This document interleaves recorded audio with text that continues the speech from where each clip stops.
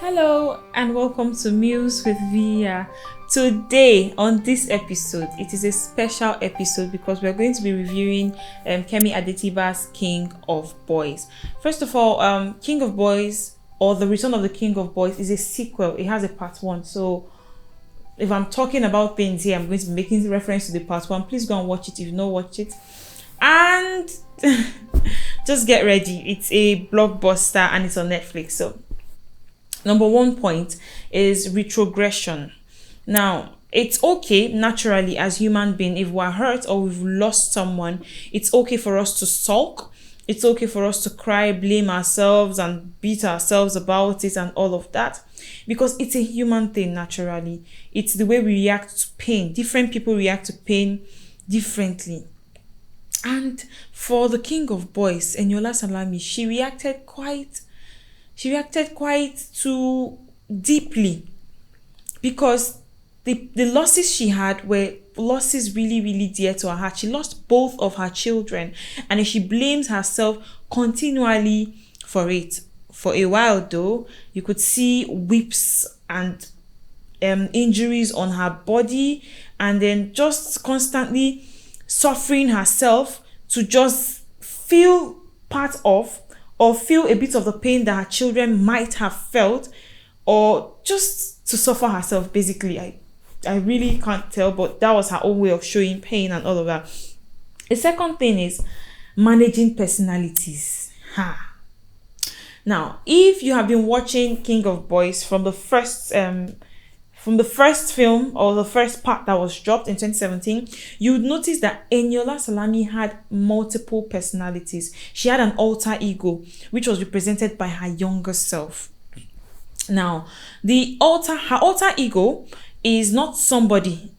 That's part of Eniola. That Eniola is not the Eniola you want to cross or get in her bad books, because she's a action before thinking Eniola. She's a no-nonsense Eniola compared to the present Eniola in this recent sequel, where she kind of takes her time to plan moves before she attacks and she's a bit more reasonable.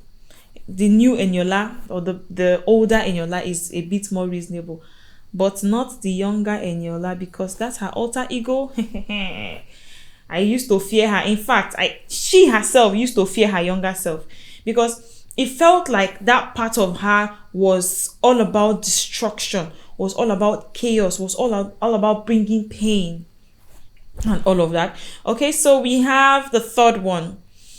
In that sequel or in the whole movie, I have learned that people should not underestimate certain people in life, because the just wind of fate can just push you to anywhere, especially for people who work hard towards where they are.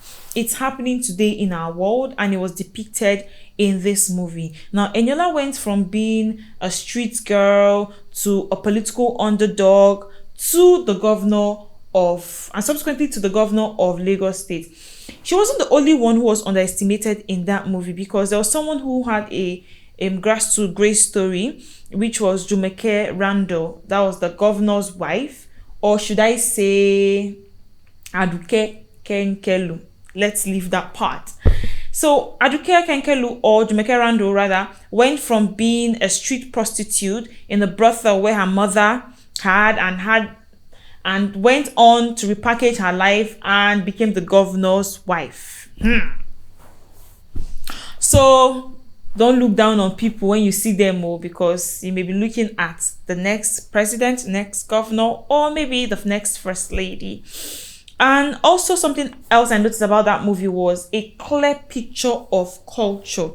That movie depicted culture so well that I felt like, I felt so happy with myself.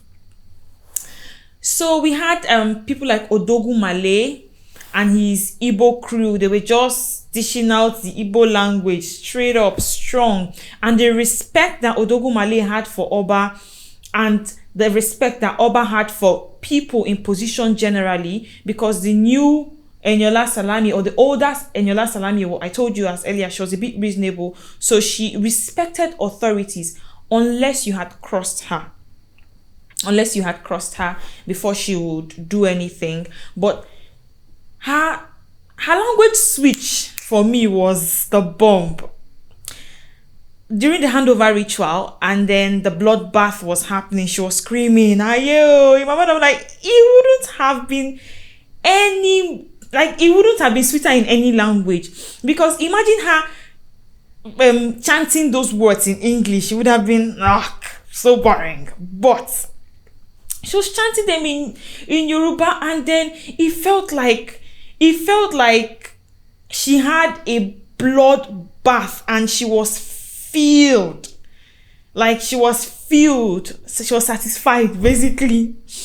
Because she said the skull of an elephant is too heavy for a child. Imagine her shouting, ayo, the skull of an elephant is too heavy for a child. It wouldn't have made any sense. So it's the language and the culture for me. This is my last point. Loyalty.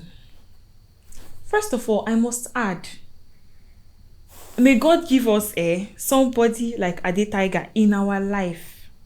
Because Adetiba has been with her from the first part to the second part, which is 5 years later after she left Nigeria, after the loss of her children and all of that. Adetiba had unwavering loyalty to his Oba. Because at first I was having a feeling like, why are they using these guys? Why are they using him? Oh my God, if they use him to get to this woman, she will be so hot. She has lost her children, and Ade is the only one she trusts. Blah, blah, blah, blah, blah, and all of that. And then at the handover ritual, the guy just switched, and then he said Oba. He said till I die, Oba. In my mind, I was like, because even in the beginning, when he was trying to tell her, Oba, strike now, Oba, we need you, and all of that, she said that she's tired.